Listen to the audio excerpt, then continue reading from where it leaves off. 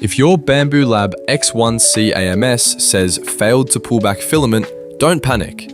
It's usually just a small piece of filament stuck inside the AMS. Here's how to fix it. First, power off the printer completely. Open the AMS unit and remove all the filament rolls.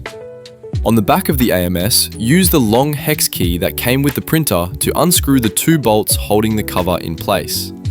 Next, unplug the bowden tube by pushing down on the connector and pulling the tube out. Now carefully lift the inside section of the AMS. On the back, you'll see more bowden tubes. Find the tube that's blocked. Push down on the bowden connector and pull the tube out. You should see the broken filament right there. Simply remove the filament piece. That's it. Put everything back together, reconnect the tubes, reinstall the bolts, load your filament, and power the printer back on.